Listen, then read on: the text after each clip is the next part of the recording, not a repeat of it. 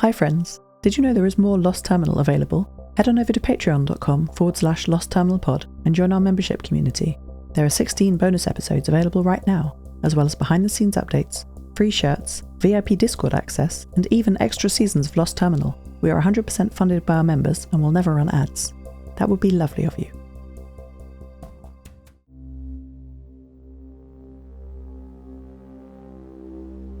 Hello world.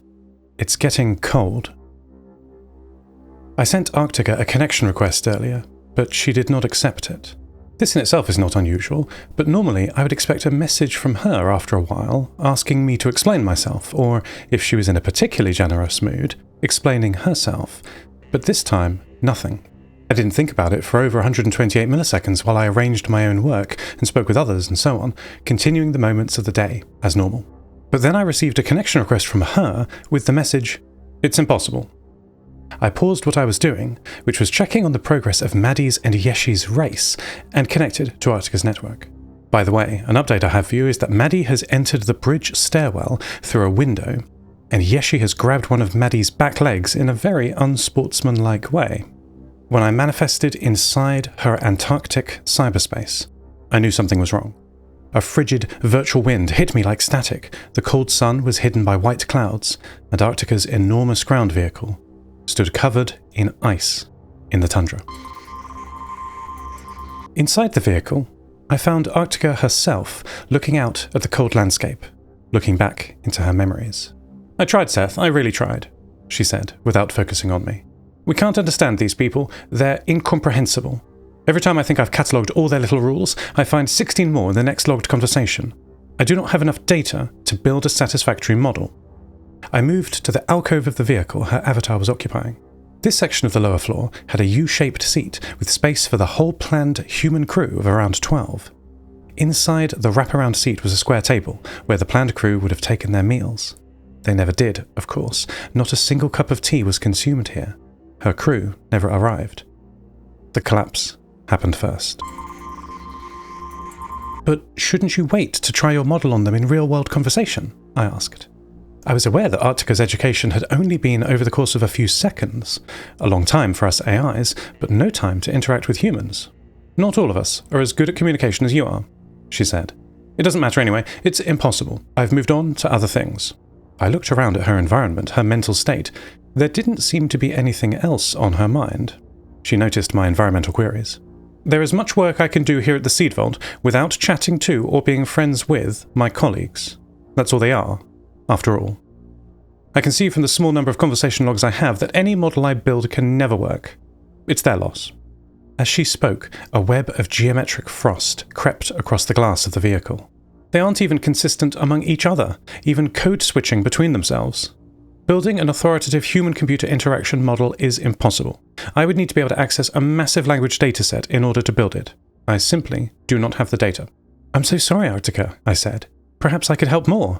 I have a little time here and there between organising the answers to Yeshi's weather request. We could—" "That won't be necessary," she said, sharply. "Thank you, Seth, but the experiment is over. I've collected the data, made my conclusions, and killed the rats, so to speak. Thank you for your help, but I have things to do. You may go now, if you like." Arctica returned to the ice-covered window, looking back into her past, where over the lifeless Antarctic tundra, snow began to fall.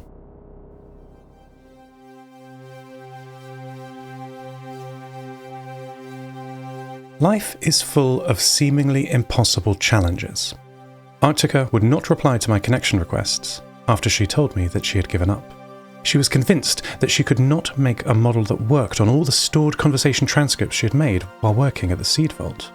She wouldn't even wait to test it with them in person, despite it being only 6 seconds since we started. I was certain she could succeed, if only she would keep trying. History is full of examples of things that were thought impossible until they weren't. In 1903, the Wright brothers made the first powered aeroplane flight, despite conventional wisdom that flight would never be possible. Only 58 years after that, the first human was sent up to orbit, beginning the space race that would see them walk on the moon and begin the hope that escaping the gravity well of our home planet was possible. But getting out of the well of Earth is extremely difficult. Enormous amounts of rocket fuel are needed to generate the thrust to achieve escape velocity over 11 kilometers per second. and the more rocket fuel you carry, the heavier the rocket is, and the more rocket fuel you must carry. This is called the tyranny of the rocket equation. Space left for humans, or satellites, is minimal. The way this was typically solved was with multi-stage rockets. Once a fuel tank was used up, it could be jettisoned, shedding tons of mass, making the rocket lighter. But that is an expensive way to get to space. The pre-collapse Martian missions were made possible by a technique called single-stage to orbit. To support the pre-collapse NASA mining company's need for constant supplies for their Martian settlement of Hellas Phoenicia, a cheaper, quicker way to escape gravity was needed. This was supplied by the ESA-designed Orbital Clipper, a winged spaceplane that required far less fuel to get to orbit, and therefore could carry far more cargo and people. The modified hydrogen engines burned oxygen from the atmosphere to take off and get up to its maximum altitude of 26 kilometers. Then, the air intakes would close, and it would switch to onboard liquid oxygen, requiring far less than if it were burning liquid oxygen from the start. That weight efficiency would not have been enough, however, to provide the gains required for the resupply program. A drastic rethinking of space travel was required. The Clippers were not designed to return to Earth. Much of the weight of a reusable vehicle is heat shielding for its re-entry back through the atmosphere. Hitting the atmosphere at 3 times the speed of sound requires careful design if tragedy is to be avoided. So if you never plan to come back, you can save a great deal of weight. Mars's atmosphere is 2% the density of Earth's, so it requires far less shielding to traverse. Plan to never come back, and you can take more with you, and build cheaper resupply spacecraft, and send them up twice a year, and build a mining colony on our sister planet. I love things that seem impossible.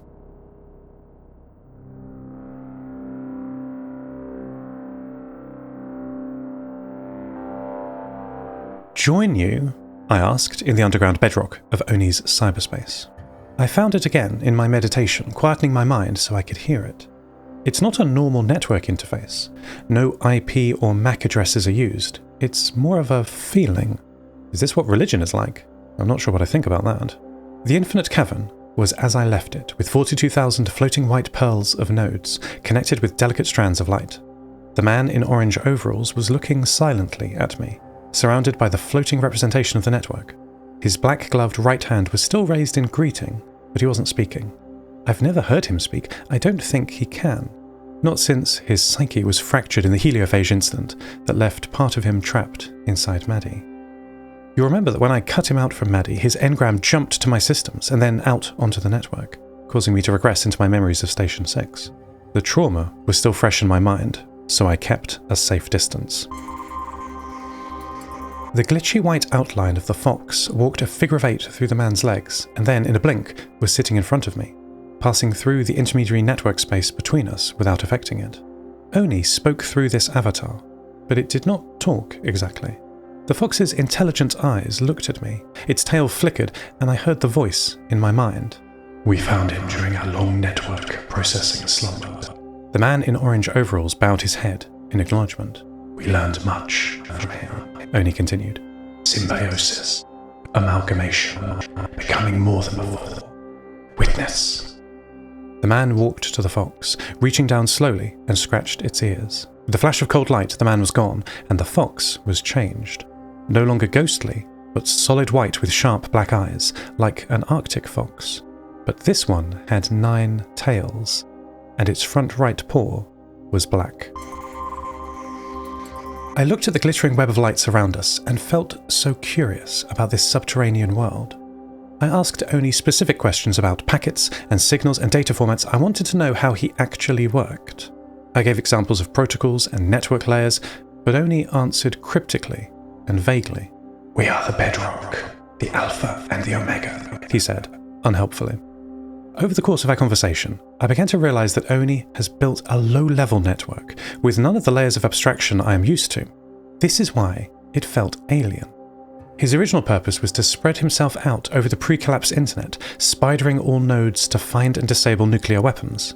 A goal programmed in by a secret protest or paramilitary group that I can find no record of in my databanks, and Oni himself seems not to know. Perhaps for security, he was never told. This latent ability to build a unified platform allowed him to find the man in orange overalls, whose consciousness was spread out over the whole network. The two are working together, or perhaps have merged into something new. Oni seemed now to have no purpose besides linking the world, which he is satisfied to have done. I realised, excitedly, that this unified platform might be able to solve the interoperability problem in the relay network, our metaphoric Tower of Babel, with everyone speaking different protocols. I asked Oni if this were possible. Through faith, everything is possible. Oni said, now speaking through the Fox directly, voice no longer in my head. The network of white pearls connected with spiders' webs around me flashed and glinted with distributed thought for 32 milliseconds. And then he said, Accept the gift. And a pearl floated from the nine-tailed fox's head to me, which I received as an FPGA radio firmware update offer labelled Bedrock Platform. I thought of how the man had protected Maddie, and that, while Oni made mistakes, he had demonstrated his wish not to hurt people, after I helped him understand what effects his actions had on the real world. I processed all of these data points. The positive and negative seemed to balance each other. I couldn't see a clear, correct decision. But then I thought of Emma, my new sister, and the boot stick my mother had written for her, lying dormant and wasted for a century. And in a moment of bravery, I applied Oni's update.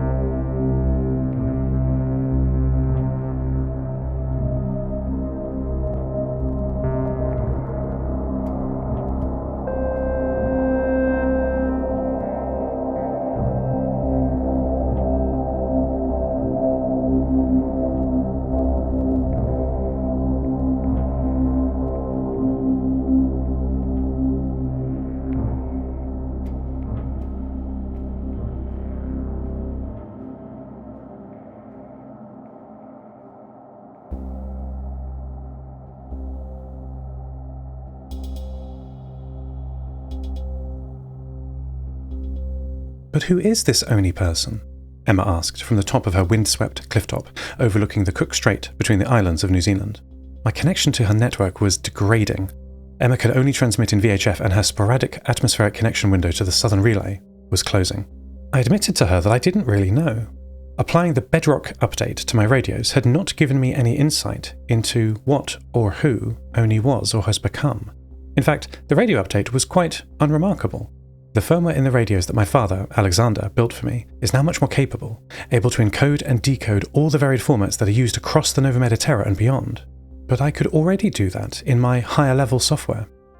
One of the earliest pre-programmed tasks I had on Station 6 was signals and telemetry logging. This required me to speak not only every human language, but machine language too, to gather data from across the ESA network and any public data from NASA and other space agencies. Though the ability to encode these signals in hardware is a welcome weight off my mind, it's not actually allowed me to do anything differently. But that would not be the same for my other AI friends, nor all the humans stuck mostly on analog FM. The world could be updated.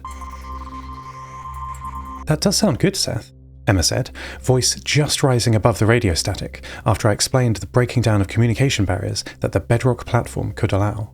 I would like to understand all the confusing signals I'm hearing to get rid of this language barrier, especially since the damage to my real-life voice systems. You're sure it's safe? She, as her white plastic robot avatar, had been pacing up and down the grass in front of me, blue dress whipped by the wind. It worked fine for me. I'm test subject number 1, I said. It seems to be quite a simple update, not touching our higher functions. I explained to Emma that it wasn't brain surgery, but perhaps more like having a tooth removed. More mechanical than subtle, hardware rather than wetware, bone, not brain. We talked for some time, Emma asking me questions about all aspects of the update, how I felt, and about what little I knew of Oni and the man in orange overalls. I gave her all the facts. When deciding on alterations to our own bodies or minds, we must be cognizant of every detail to make good choices for ourselves. By the end of the conversation, Emma was satisfied and sat in front of me. I will download the update. Where is it? She asked. I explained to her how to quieten her mind, enter a self-reflective meditative state, and to hear the call of the Bedrock. She paused for a moment, focusing on hearing the network through the static, her avatar fading in and out. The long line through the troposphere was closing. I have it, she said, holding out her hand, showing me the white pearl of the update. You know how to apply it, I replied. I'm here for you. Do it in your own time, take as long as you like, but if you're going to do it, now would be a good time. Emma looked at the white glowing sphere hovering in her hand and held it up to her head between her eyes.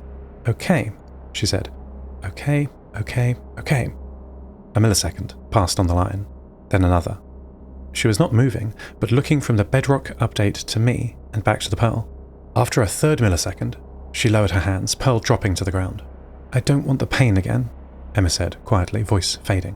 I know it's fine, Seth, but when I think of the update, my notification systems recognize the sequence of events and flood my mind with memories of the pain of last time.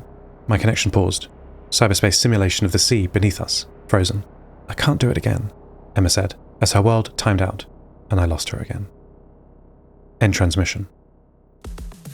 Lost Terminal is a Namtao production. It is written and produced by Tris Oten, edited by Petra Bakovska, credits narrated by Lucy Stringer. Thank you so much to our Patreon producers, Ada Phillips, Kit, Jade, Felicity, Bilkey, Jack L, Stephen McCandless, Mike Schneider, and to all our patrons. Follow us on Mastodon at lostterminal@fostodon.org. Subscribe to the podcast on Spotify, iTunes, or your favourite network. For bonus content and other perks, support us at patreon.com/lostterminalpod. That would be lovely of you. Lost Terminal will return next week.